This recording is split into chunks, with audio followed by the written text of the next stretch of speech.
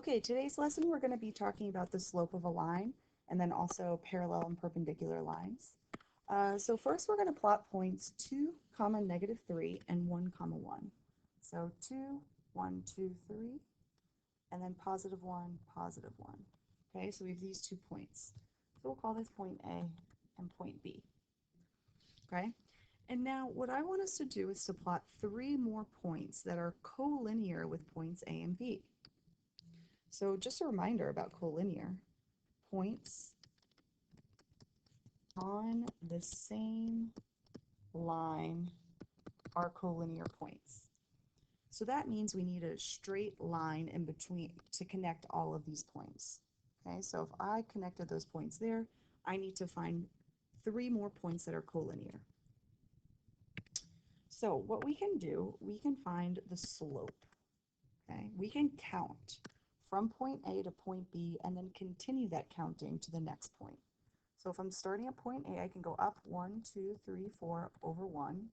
So I can start by going up 1, 2, 3, 4 over 1. There's another point. And then continue that. 1, 2, 3, 4 over 1. So those are 2 points that are above point B.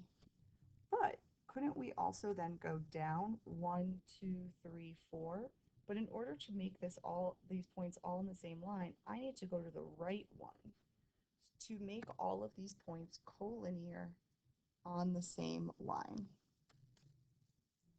So what we did by counting the change by going up, that's our change in our y value, and then our change in our x. So delta equals change. Okay, so this is slope. So slope is a constant rate of change, and slope is defined, or in linear equations we call the slope m, okay, for the French word monter, which means to climb. So if we're graphing a line segment with these 2 endpoints, I want us to find the slope. So here we go. If I go -4, 2, 1, 2, 3, 4, up 2, and then 5, 1, 2, 3, 4, 5, and then down 6, 1, 2, 3, 4, 5, 6. Okay, I have these 2 points that we're going to work with. So the slope is a constant rate of change, and we're always going to go up and down first. So we have to find the change in the y. How does it change vertically up and down? So if I start here, I want to count how many points vertically until I'm even with this point up on the left. So I have 1, 2, 3, 4, 5, 6, 7, 8. So we went up 8. And then thinking about your x-axis, we're going left and right. So I want to count 1, 2, 3, 4, 5, 6, 7, 8, 9. But if we're thinking about a number line, we went -9. So our slope is the change in y over the change in x, and the slope would be +8 over -9. Or what if I started at this top point up here? I could go down 1, 2, 3, 4, 5, 6, 7, 8, and that would be -8, and then go +9. So the slope could also be -8 over +9. So slope could be either one of these 2. Okay, so to find the slope, what we can do algebraically, if we have 2 points, we could find the change in the y over the change in the x. So I've shown you the delta, this triangle symbol, it means change. So what we can do, we can subtract our y's and then subtract our x's. And then also we look at this algebraic or graphically as rise over run, okay? So if we look at this, we can just find the difference in our y's and the difference in our x's, but we have to be consistent. And I'm going to talk about that in just a second when we do an example. Make sure you write this formula down. This is part of your notes. This is a good formula to have on the top of your page as we're going through this homework and lesson today. Okay, so we want to find the slopes using the slope formula. So change in y over the change in x. So our y values are here. So let's do the change in our y. And now how about the change in our x? And now since we started with this first point, we have to start with the second point when we find the difference. So -2 minus 2. So we end up with 2 over -4, and that reduces to -1/2. And that is the slope between those 2 points. That's how many ticks that we go up and how many ticks we go over. That's how much we rise and run to get from one point to the next. Okay, so if we're looking at this now, let's do the change in y. So I'm going to choose this point first. Okay, so if I did -2, that's my y, minus -6 over, so notice that this turns into plus, over 3 minus -4. Notice how this changes to plus. So when we have negative signs, it's really important to write everything out. Don't do anything in your head. Make sure that you're seeing if you're subtracting a negative so you can change to addition. That will be helpful so you're not making any mistakes with the signs. So here we have -2 plus 6, which is 4. And then we have 3 plus 4, which is 7. And that is the slope.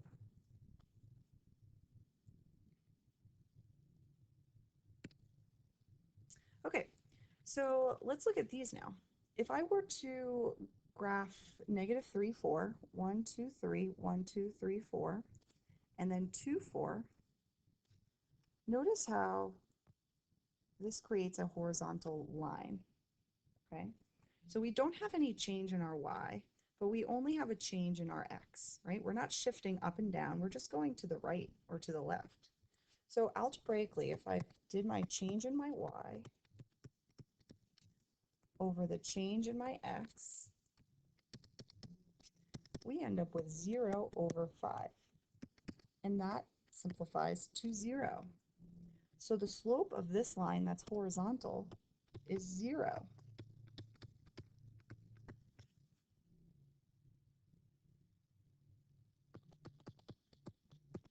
So horizontal lines have 0 slope.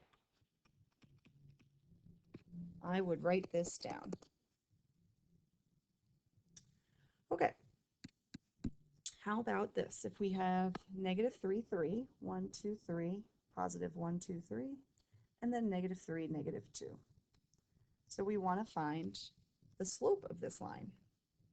So our change in our y, here we are. If I choose my y, I have 3 minus -2 over -3 minus -3. And so that turns into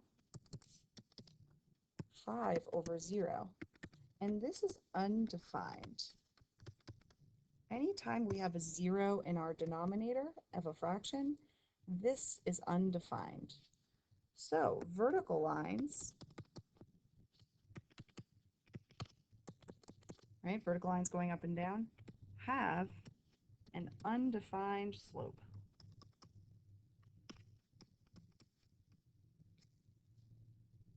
Okay, so make sure that you're writing that down as well. So we have different types of slope.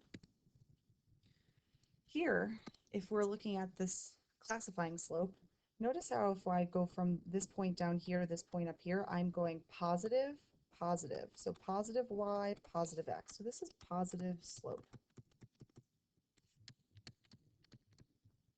Okay. Now if I'm going from that point below to the point up high, I'm going positive y, negative x. So this is negative slope. So all slopes that are negative will have this trend. Okay, so positive slope, think about this reaching up into the first quadrant. This is reaching up into the second quadrant. And then this is a horizontal line. So horizontal lines have 0 slope. And then vertical lines have an undefined slope. So make sure that you're writing all of these down. Okay. All right, so a way to remember that a horizontal line has 0 slope, I use this visual trick to help, but if you think about a Z, okay, that we begins with 0, I can create a Z with that horizontal line, okay? So that could be helpful. And then you can also create a U with the undefined slope with that vertical line. So you could use that visual if you would like. You don't have to. If you want to just memorize that horizontal lines have 0 slope and vertical lines have undefined slope, that's fine as well. Okay, so if we have this line, we want to sketch each line described showing several points. So the line passes through 1, 2, so I'm going to plot that. And if it has a slope of 3/5, remember this is rise over run. So starting at this point, I need to rise how many units? 3. 1, 2, 3. And then I'm running positive 5. 1, 2, 3, 4, 5. Okay, so I can rise positive, run positive. Or couldn't I rise negative?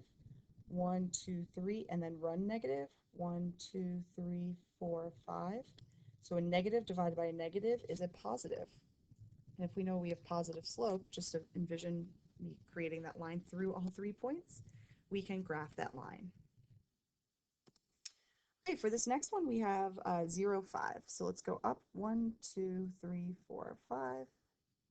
And we have a slope of -2/3. So again, we have rise over run. Rise going vertically. So what if I went down 2, 1, 2, and then going positive 1, 2, 3. So I could keep going down 2 over 3, or I could go up 2 and to the left 3, and that will give us points to plot for that line as well.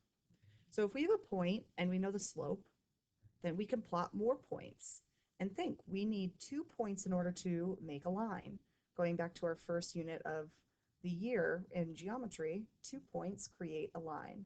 So if we have a point on the grid, and then we know the slope, we can plot other points.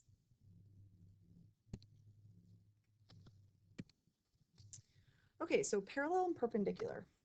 If I have the slope of, we want to know the slope of this line, I'm going to rise 1 and run 2. So 1/2 is my slope.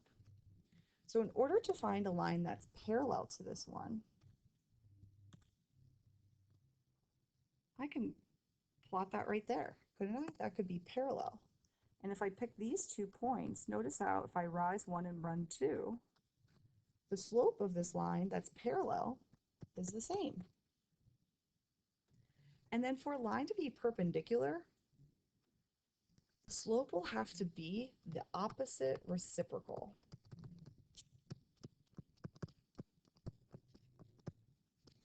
Of the slope. Okay, so if the slope of this blue line is 1/2, the opposite is negative, and the reciprocal of 1/2 is 2. So that means if I'm starting here, if I go up 2 over 1, this line has a slope of 2, -2, and it creates a right angle.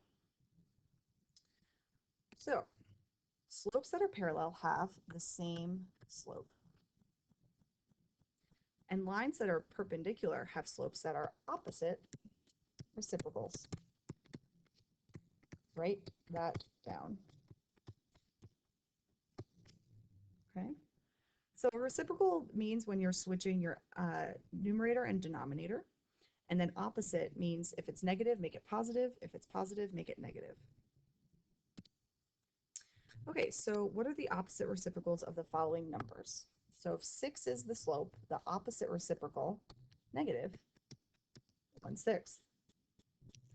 If we have -3/4 is the slope, then the opposite is positive, and then the reciprocal is 4/3. The slope, if it's -2, the opposite reciprocal is positive 1/2, and the slope is 1, we have -1. Okay, so number 4 is a little trickier, but keeping the reciprocal 1 over 1, you're just flipping it and making it negative.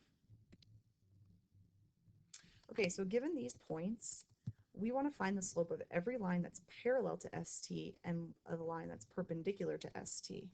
So let's first find the slope. So change in y, -1 minus 3 over the change in x, which is 5 minus a -3. And we have -4 over 8, which is -1/2. So the line that's parallel to ST would have a slope of -1/2, and the line that's perpendicular would have a slope of +2.